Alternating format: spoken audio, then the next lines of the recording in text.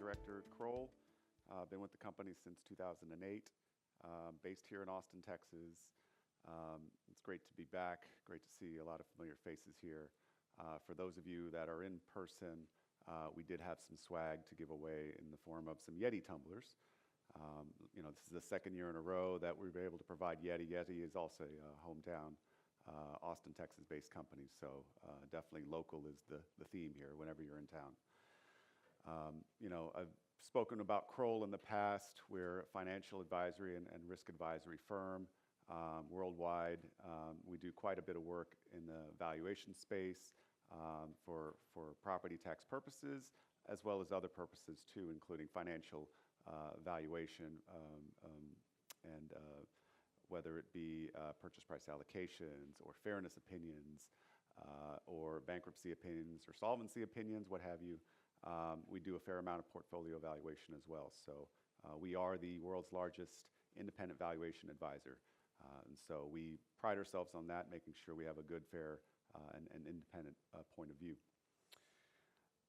Today's topic is something we don't typically discuss here at the TFI conference. It has more to do about data centers. Data centers does have an impact on all the property that is typically assessed for property tax purposes. On the telecom side, there can be some data centers within company's portfolio. There can vary as far as assessment. It can be considered part of the unit, in which case the assets for the property tend to just get swallowed up. You don't really see them showing up in the assessment. But for other jurisdictions, these units are considered unit properties by themselves, and so they'll be valued as such. And so I want to walk through a little bit about what's going on with the data center world, data center valuation, and the current state as it relates to property tax. We'll talk about the current state first, and then we'll go into more of the details about the facilities themselves, and then also the actual servers in addition. As you can imagine, as you've heard the news, the data center business is booming. There's enormous demand, primarily because of this AI adoption curve that investors are trying to get on top of. A lot of the new construction is in fact being pre-leased as we speak. So this is not spec development. This is development where they've gotten assurances that companies will be leasing properties. And that is, currently the pipeline for that is only continuing to grow as we'll go in. There are different types of data centers. I know that's always kind of a clarification point that we want to make sure we're talking about. There's everything from enterprise data centers to edge data centers, which are much more smaller and focused and closer to the consumers. You then have co-location managed services, which is more of what we've described as companies with facilities that are leasing out space to tenants with their own servers. And then finally, you have the cloud services, which is really the Amazons and the AWSs and the Azures of the world. These are the largest. You can see, in terms of megawattage, which is really the lifeblood of data centers, is really where most of the energy needs are going to be coming from. McKinsey has a really good study about what's going on in the future of data centers. I've got a couple of snippets from their presentation. They're looking at a global demand for data centers to anywhere from 19% compound annual growth rate up to 27. This is our current state, 55 gigawatts as of 2023.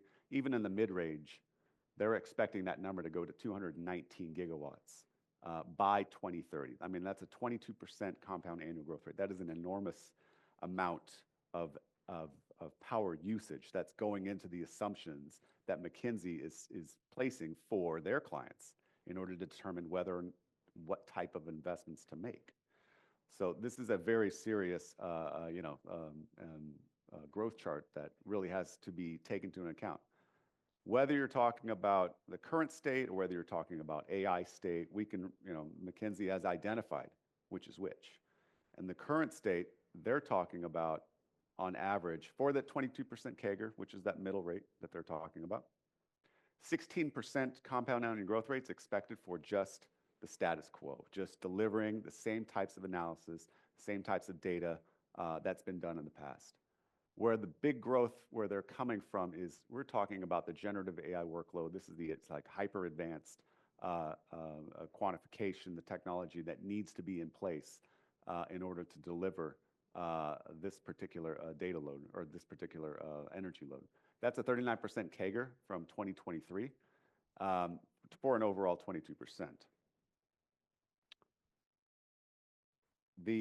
Clearly you can see, this is where most of the growth is coming from. You're talking about 2/3 of this demand coming from cloud hosting. The rest of it is certainly going to be hosted privately, but the predominant growth is going to occur on that AI side, where you're seeing that workload customer demand really driving that.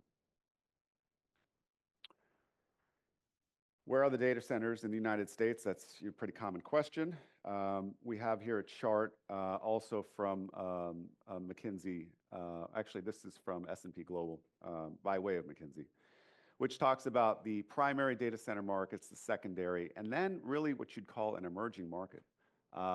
Here you have very mature data center locations like Northern California and Phoenix, Dallas, and Northern Virginia being the largest.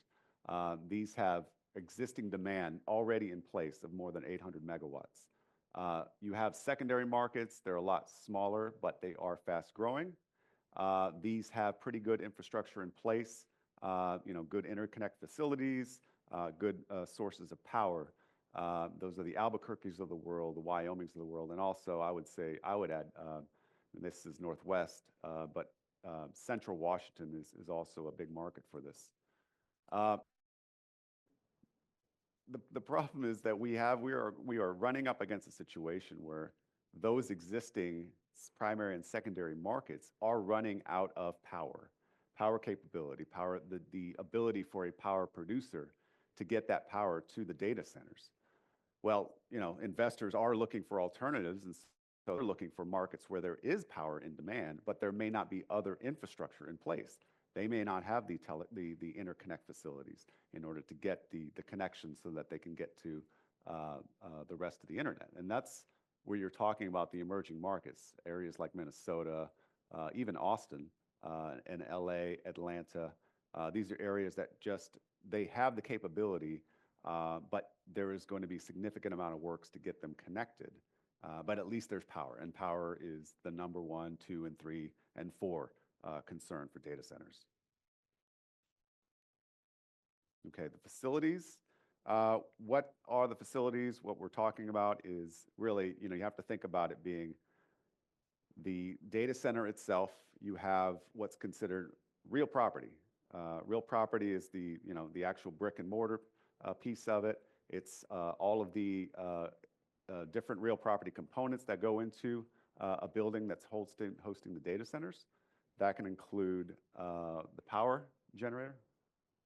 That can include the heating and cooling, the paving, the landscaping, the fire and security, everything that goes into that, except the servers. The servers would be considered personal property, as well as the network equipment. That is equipment that is usually not only assessed separately, but also valued separately.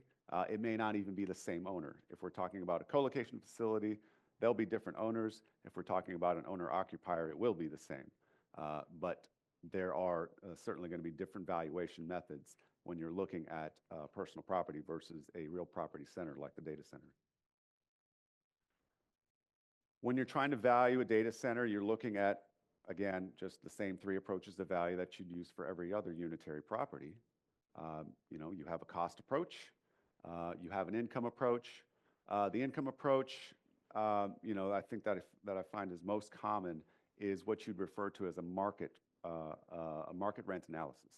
So that's assuming you just look at the data center, you look at how many occupants are in that, you look at how much power they're capable of providing, whether or not it's owner occupied.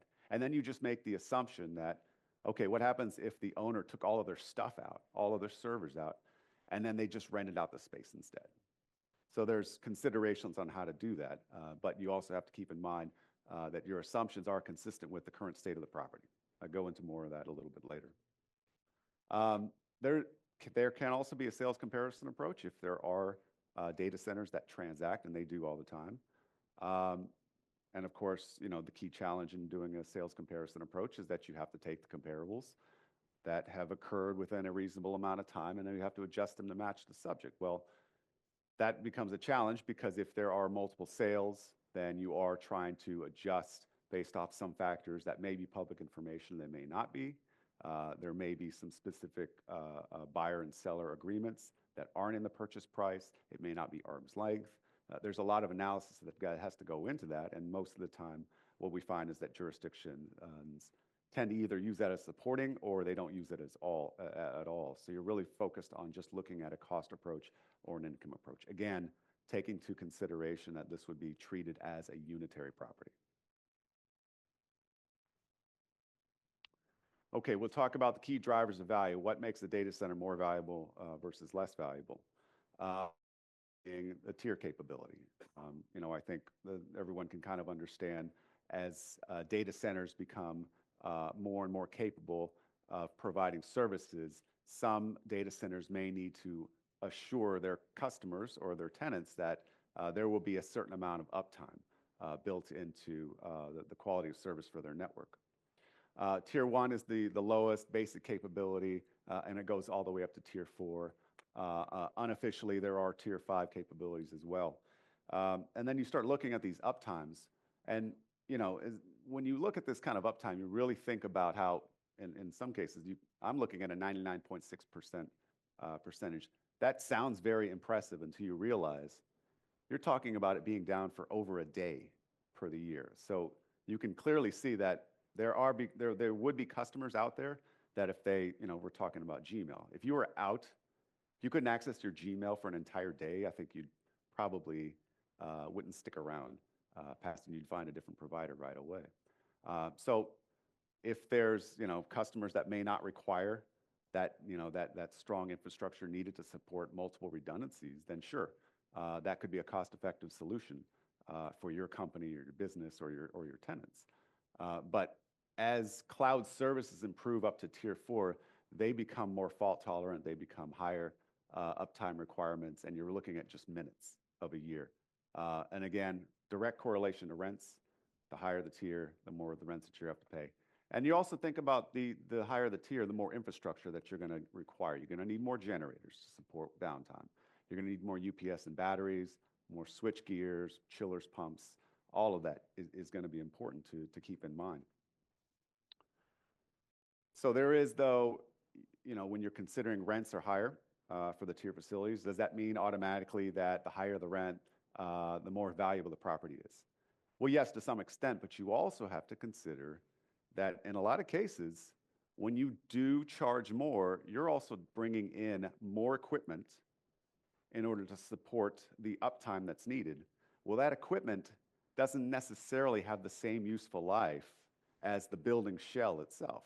So the more of that equipment that you bring in, which is shorter lived versus a longer lived shell of 40 years, you're going to reduce the remaining useful life for that property as it's operating. And that has impacts too on both the cost approach, because you're depreciating it faster, as well as the income approach, because you're talking about a shorter replacement cycle. And I have a good example here. You have two types of data center, one being a lower tier and another being a higher tier. If you're talking about a shorter lived real property, all the power, the conditioning, and the other build outs, on average 15 to 20 years. If you assume 50% of the total real property is the shorter lived equipment, and then you assume the rest of it is longer lived real property, the things like the shell, things like the paving, that's typically going to be more a higher 45 years. If you assume 50% and 50%, the average of those two is around 30 years of useful life for this property.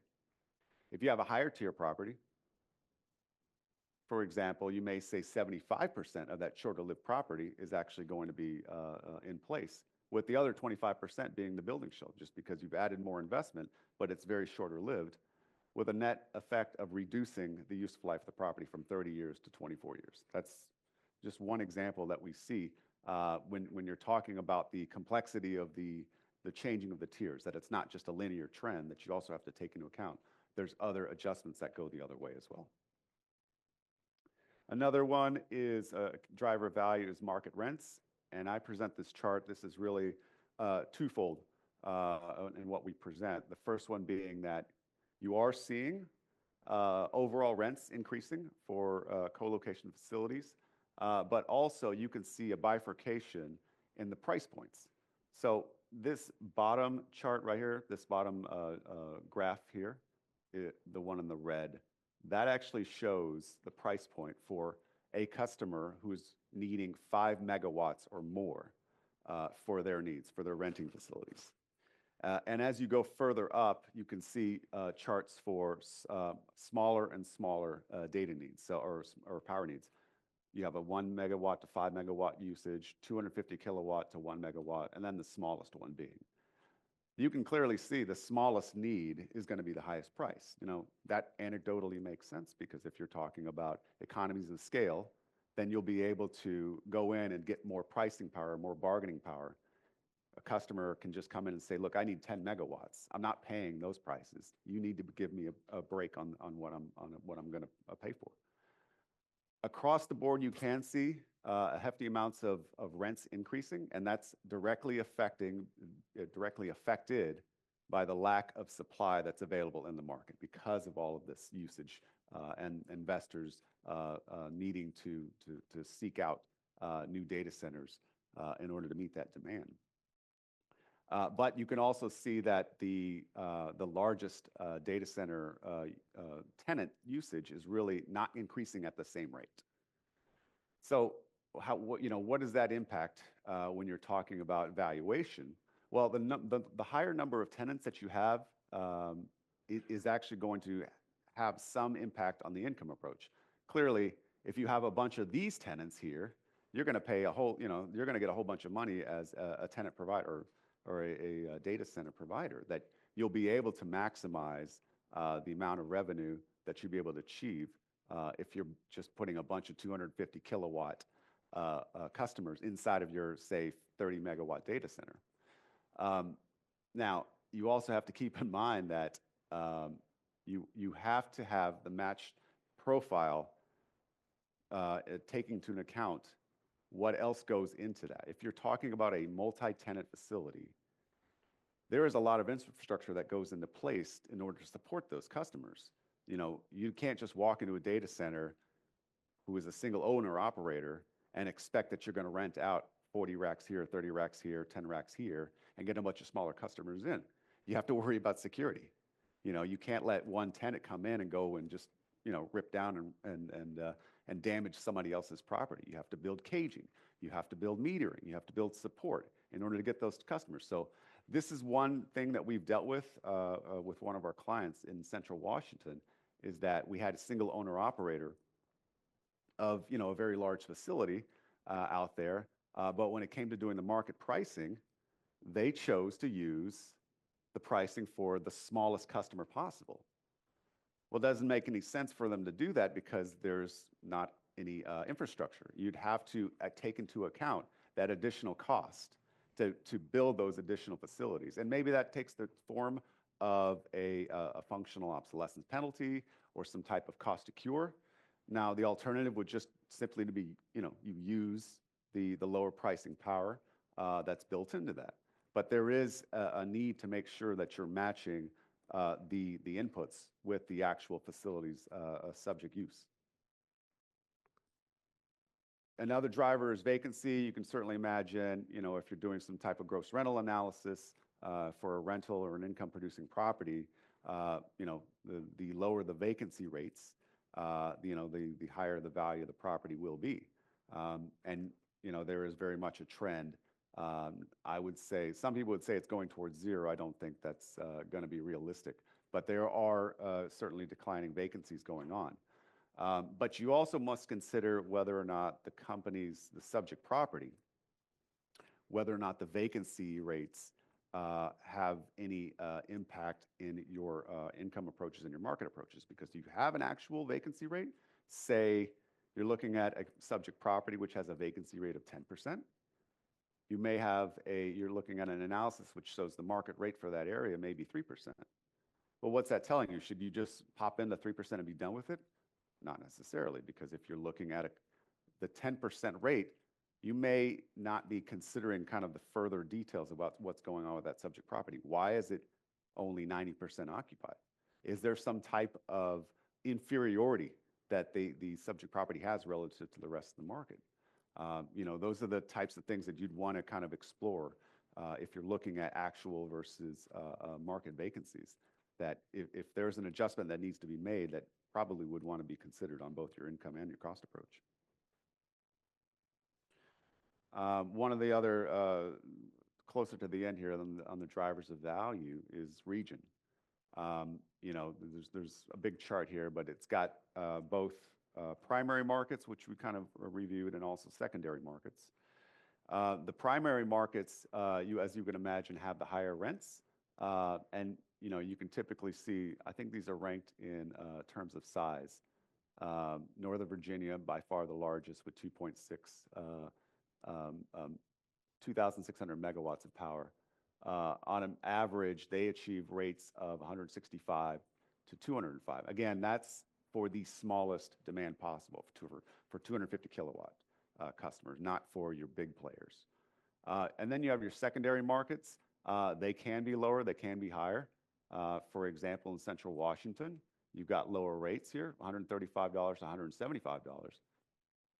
Part of what drives those differences can be vacancy impacts, but it primarily is going to be the price of power.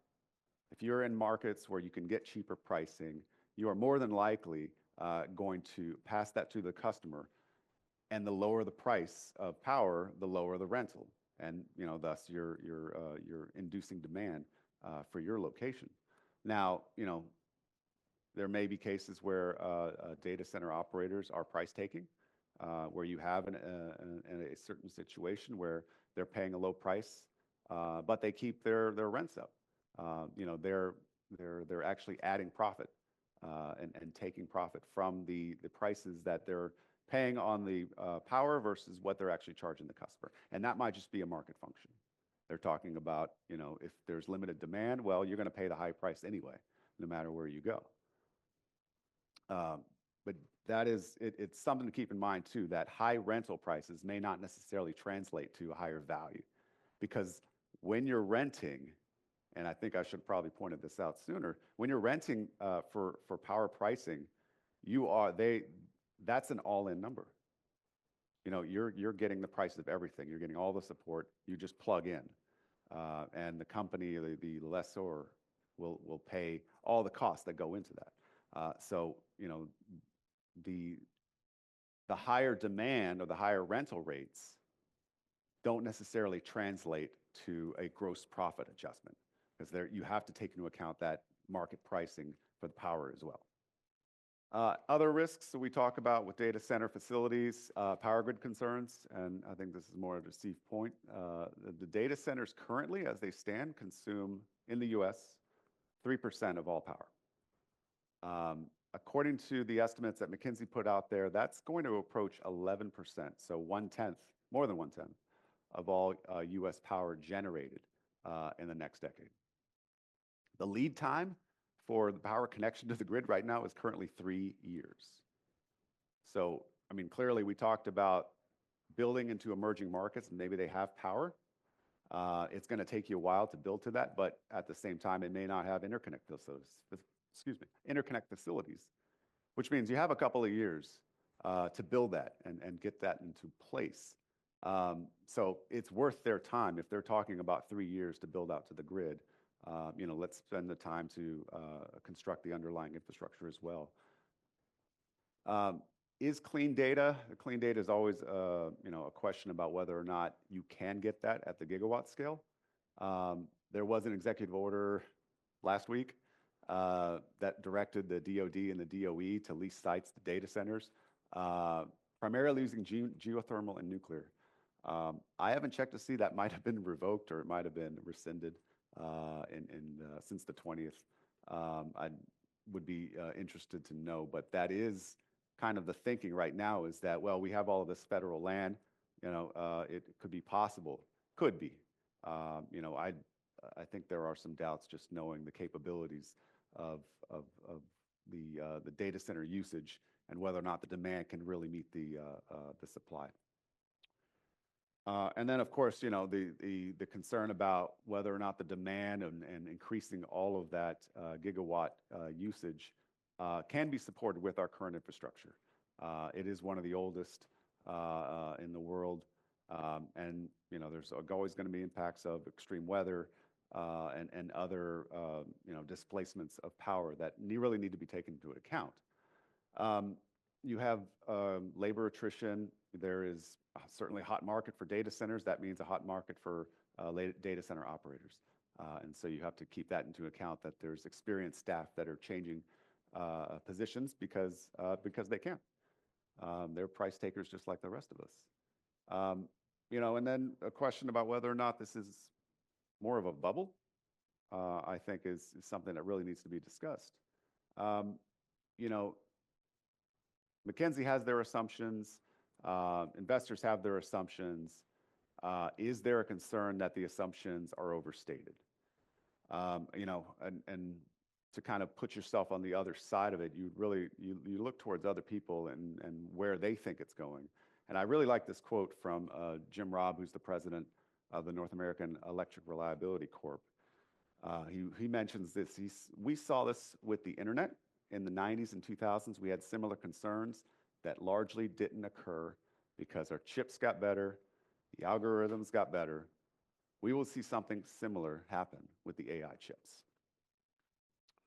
You know, if we are discussing, and this is, you know, somebody who's in charge of developing and rendering reliable electricity, I think this is certainly something to take into account. Like, you know, may not be a situation where he's putting his head in the sand, but it is something to keep in mind, that if there is an overblown nature of it, this bubble may pop at some point, and investors are going to be left holding the bag.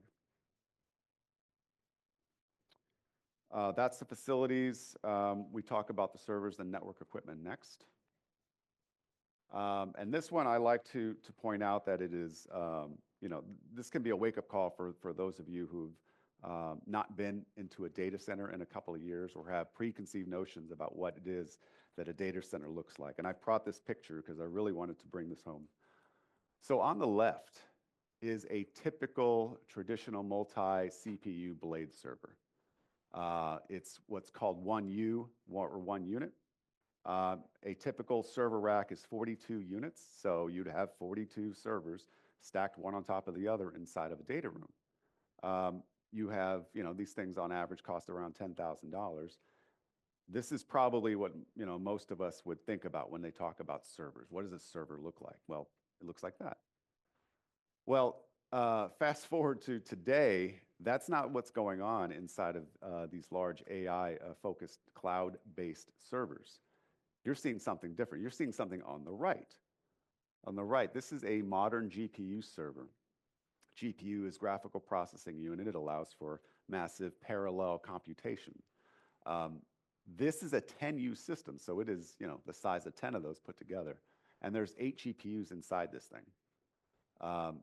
It runs $100,000 to $500,000 per server. This is a massive investment change that instead of talking about you know, racking a bunch of these guys, finding enough room, finding enough power to fit, you know, these beasts, these monstrosities inside of these data center areas, and that's really the main investment that takes place these days, is companies that are providing these types. That's the super micros of the world. Another key driver is going to be the useful lives. You know, it's always something we see time and time again. The new investment that comes in, whether there's an understanding about what type of life it has, if it means a bigger piece of equipment, if that means it's going to be you know, around for a longer period of time, well, the answer is no. Servers are, you know, by their own nature, have a very limited life. Historically, 3 to 5 years, you know, even back in the 1U days and before.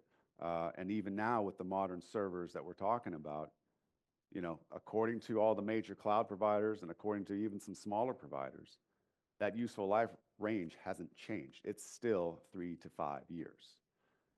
And that's been proven time and time again. So the idea of a different type of investment going on, it's really not the case. We're just talking about the form and function of the server changing, but with the same properties as far as how long we expect it to be around. And that's, of course, a lot of what Larry had talked about previously, which is just the technology life cycle has a tendency to swallow up older technology at the expense of new.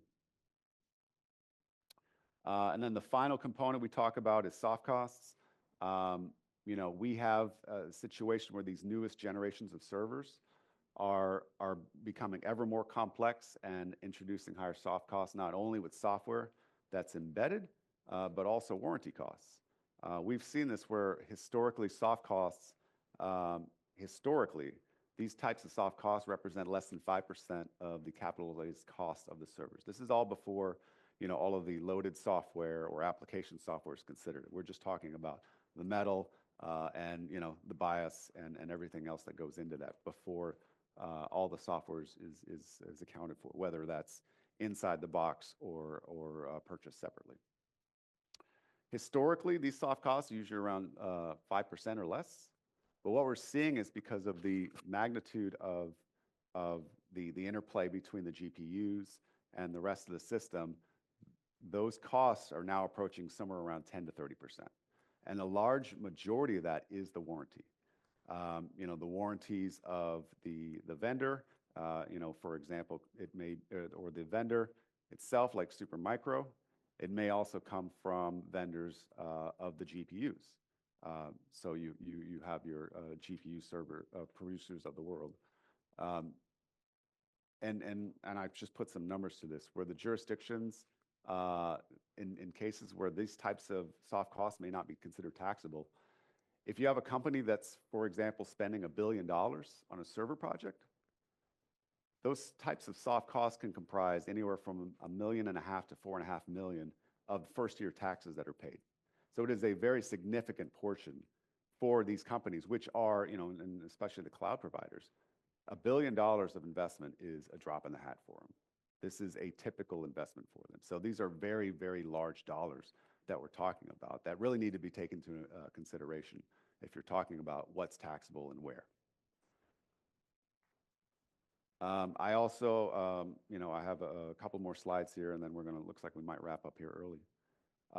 I just discussed some site selection and incentives, things that we're seeing trends in the marketplace as far as what jurisdictions are looking at as far as data centers. We know that around 30 different states in the country have a sales tax exemption on data centers, limited or full. We know for property tax abatements, they are typically not specific. You can just, they become just a larger component for other types of investment. And then in some cases, there's some state income and franchise tax credits that can be applied for as well.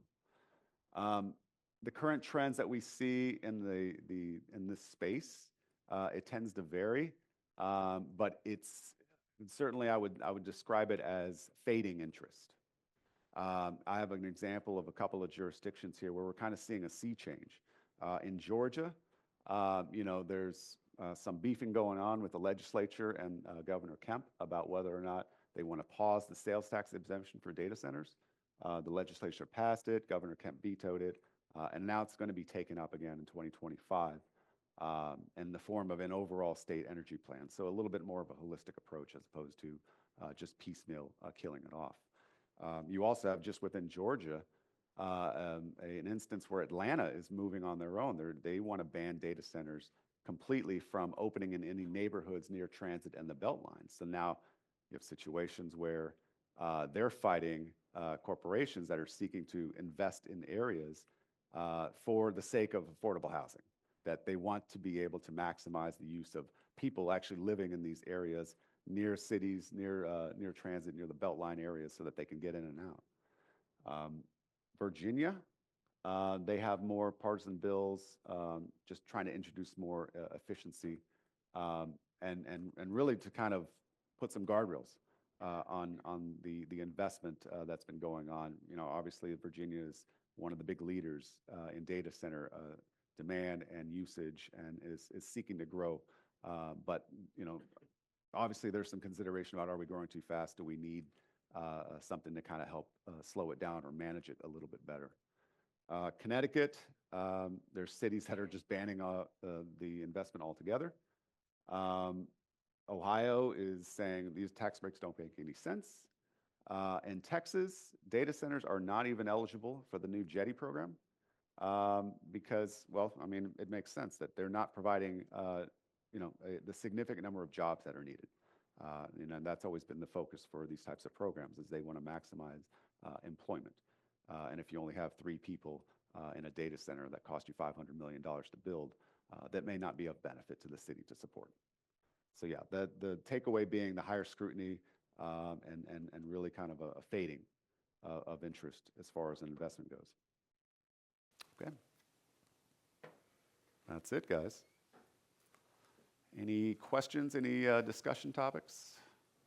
So I got 1 or 2 questions or something that I want you to opine on, which may be a bit loaded.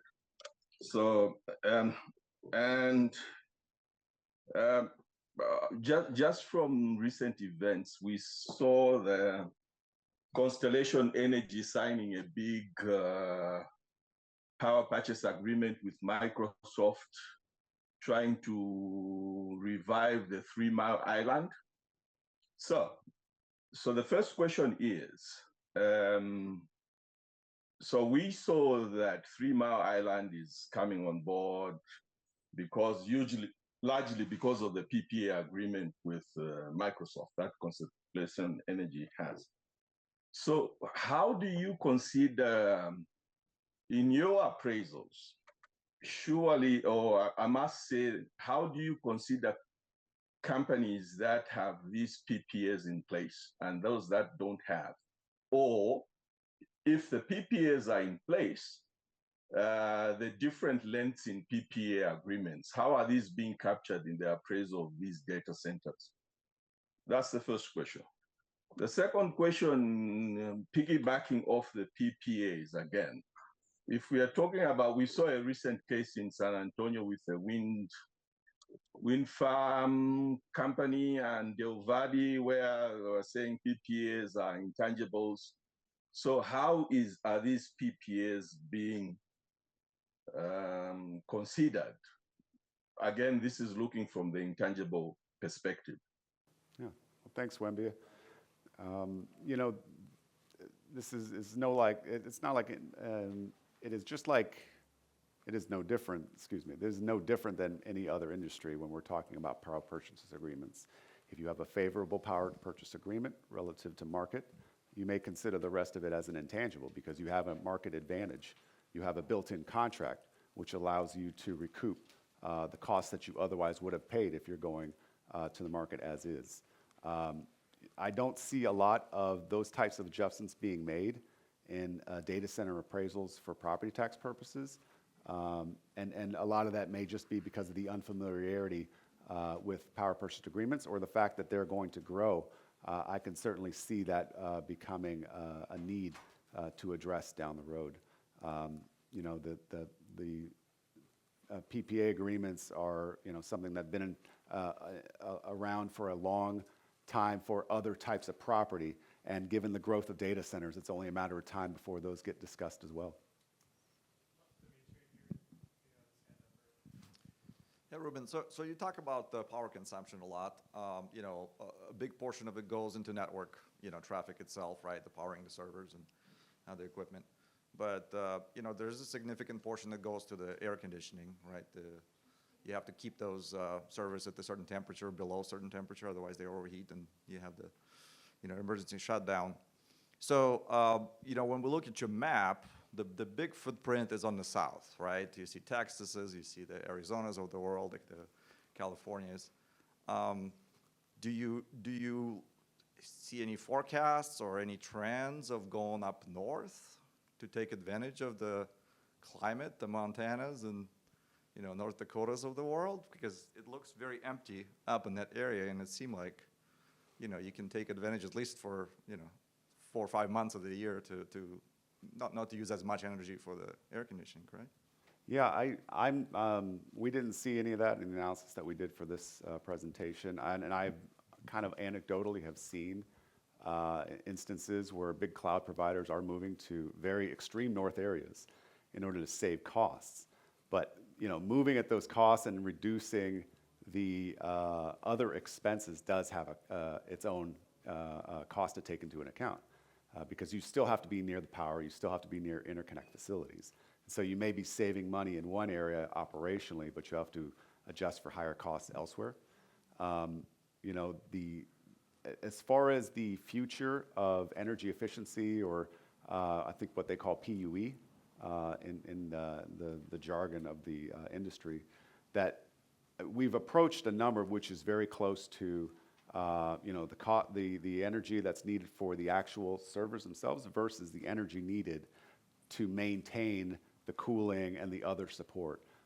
And whether or not that efficiency continues to improve or not, I think I'd be curious to know if folks like McKinsey are taking that into account as well, because that can have a huge impact on how those investments decisions are being made.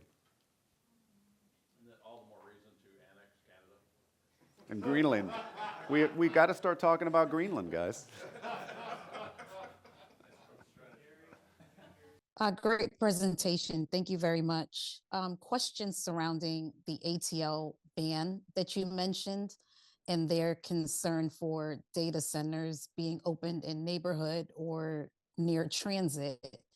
Is the concern from your research mainly centered around the energy drain, or has there been some evaluation on having these massive centers near people? Is there a concern for radiation exposure, or is it just mainly surrounding the energy drain? Well, thank you. For Atlanta, it's all about the land and the alternative uses near transit, its ability to be used to build construction where people can actually live there. There's no radiation concern. There may be some concerns about power, but the areas that they're talking about that banned the centers are capable of providing the power that's needed for the data centers to operate. That's what we saw. There was some back and forth between the neighborhoods about whether or not we could secure a waiver. An investor wanted to build in a property where they knew that they had the demand or the power capability to provide. And the neighborhoods were like, no, we'd rather have humans living in this land because it's maximized being near the transit and being near areas which are easily, people can get in and out easily. We'd rather have people using that than the servers themselves. And let's make this the last question, Ian, so make it quick. Sheesh. Wow. So on the last point about Wyoming, North Dakota, South Dakota, Montana, etc., I actually was involved. There was a conversation I had last year with some folks from Wyoming, and it's interesting. Wyoming is a net exporter of electrical power, right? Because they've only got like 500,000 people live there, and they've got all these resources. And they were actually looking at the price they export power for per megawatt. They're better off building data centers and connecting them and leasing the space and selling the megawatts in the data center. So literally build their own data centers and export that resource instead of exporting the power. By giving the power away, they're actually enabling that big blue dot right to the south of them, Denver. They were like, hang on a minute, we're selling them cheap power and they're making more money out of it. And so those conversations I know are happening in those big empty states at the top there. That's the way they're thinking about this, is the relative value of bare electrical power versus the built-out data center. And the interesting conversation was actually with a telco fiber provider. The amount of fiber would need to go in to support the data center, and the opportunity is huge for the fiber guys. Right, That's where right. it came from. Yeah, It's an interesting conversation. Does FERC regulate the price that they would sell the power out of the state? Does who, sorry? FERC? I don't know. I don't know how they will. Plays into it or not? Yeah, I don't know. But it's an interesting discussion because you're right, there's a big hole up there with, nobody in them and lots of water and things and stuff. It's Yeah. also pretty. So That's great insight. Thank you, Ian.